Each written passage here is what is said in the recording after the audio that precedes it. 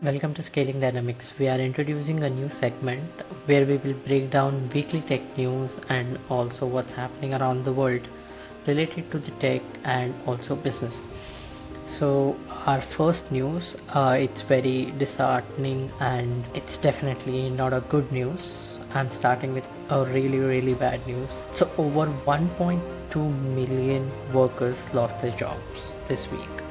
So there's a AI aspect of it, and also along with that there's a lot of restructuring, and yes, there is uh, roughly 12 lakh people are out of the job. And yes, this is worldwide, this is not a specific location, but still this is a huge number. Okay, moving on to our second news, and this is very interesting news. There's CEO Alex Karp. So there's the summit which happens, and it is hosted by New York Post. It is hosted by Andrew Ross Sorkin, who is very popular journalist. And yes, he sat down with Alex, and definitely it's one of the worst interaction on stage. I think when I woke up in the morning, I was just reading the tweets. It was blowing up on the internet because Alex had many people were saying that he was high, and like he was having some sort of drugs. I'm not sure, but also I watched the interview, and it feels like Andrew got cornered, and he wasn't able to ask any questions from any questions at all. So he was Alex was all over the place. Yeah, I think it was very disrespectful in a manner, and also it wasn't a really good interview. And also it wasn't a really good interview. I feel Andrew had the worst interview. um, and Alex was very overpowering. He wasn't able to ask the main questions, and yes, it was a complete fiasco. I think you guys should check out. I think you folks should check out the video. I have linked in the description. Go check it out. And definitely, I think that maybe one of the reasons why Palantir is not doing well, because Alex slowly selling his shares. Like over the year, I think he sold over 2 years, 2024 and 2025, he kind of sold around $200 million of shares, which is again it's alarming, considering you're saying you're the best company to come out of US, and then all this, and then I think you will have a completely different take on Palantir's CEO. So go check it out. And coming to the next one, we have one more baby boy billionaire Elon Musk getting furious on EU fines because X couldn't follow certain rules. EU is very strict in terms of privacy, security, etc. But here there are three major rules or articles which X kind of couldn't follow. The first one is introducing blue check mark, so that it's kind of misleading for the audience, it's a kind of misleading for the users. That is one of the reasons why EU fined X. And there was a second reason where X wasn't allowing independent researchers to understand what kind of posts are getting amplified, how they are getting amplified. So that is also one of the major reasons. A third reason was advertising data. So X wasn't giving out the data, how ads are running, like what is the main that definitely you can see, like if somebody has a premium if somebody has a Pro, so they will have some sort of different kind of ads. And also like if you upgrade to Pro Plus or something, you will not have ads at all. So there is some sort of monopoly or some sort of, you know, overall control on the X app. So that's the reason I think EU fined.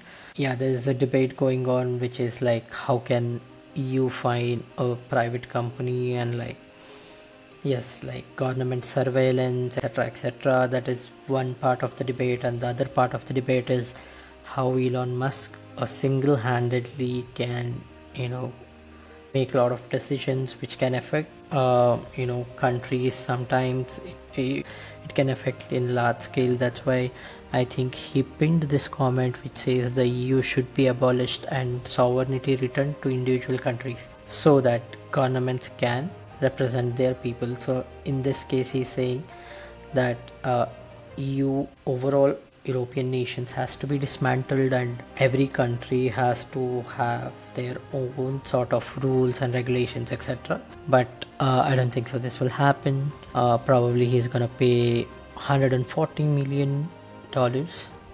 Okay, yes, this is happening. Like, he's being, to be honest, he's being a menace on X. I just read his couple of tweets which are sort of gaslighting. Okay, so moving on to our third news. Okay, Meta bought Limitless AI. Limitless AI is a startup which was basically into this hardware AI where you can clip this to your shirt, or like you can use this as a recorder which helps you, sort of record your notes, and like it can gather all the information, like overall probably I think it's a day level of battery. It's very similar to like a lot of pendants you're seeing. It is very similar, and also Limitless has this kind of pendants where it records every conversation and the meetings basic, and then summarizes, etc. So yeah, the like amount like it is not disclosed, but before that Limitless has raised $34 million from Sam Altman and A16Z. They are very popular, and I think Sam had this vision to move into some sort of hardware products. Okay, moving on to our next news. This is related to India, where the two people which you're seeing on the screen, this is Amit B. Nayak and Sakar S. Yadav. So these two people have introduced a corporate usage governance AI handbook. So how to use AI, what kind of things you need to take care of, how the AI governance should work. Okay, so Amit B. Nayak is part of and managing director of Nayak and Co. And Sakar S. Yadav is part of LexLegis.ai. So it's basically Harvey.ai for corporate in India. So these two people have released a corporate handbook, so you can refer this. I'll add the link for this book in the comment section. Okay, and another news from the billionaire Jensen Huang. So he recently said something about China. So he said like China's gonna win the race. Definitely it's gonna win the race because of two factors basically right now, which is 50% of AI researchers across the world are Chinese, and 70% of last year's AI patents were filed by China. Imagine, they are way ahead of any competition right now, even though like they have a chip shortage, everything, but still they are doing very well. I think again like it's well known fact that China's gonna win the race, but I am not able to see similar kind of development or similar kind of models in India, and I hope something will come up soon. I know we have started the server.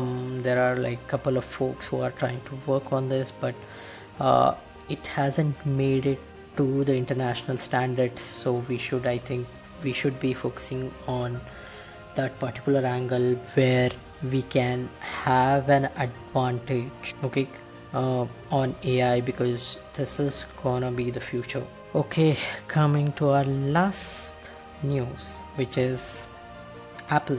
I think this is one of the companies which is being very laid off on the AI front, because they are in talks with Google for using their AI, Gemini AI, as a default AI assistant, and also Apple is losing high profile talent like AI engineers, product designers to Meta, to Google, Microsoft. So last couple of months they lost around 7 profiles, high profile talents, to the other companies. Okay, and thanks for tuning in. This has been Scaling Dynamics weekly breakdown, and keep watching. And one more thing, I am still doing podcasts. There are so many recordings which is still parked in my hard disk, so I kind of have to get a editor, because right now I can't afford one. So all the videos are edited by me, so it will take a lot of time. For now you have to wait. I have 3 more episodes. Okay, thanks for watching, and stay tuned and stay informed. We'll see you in the next one.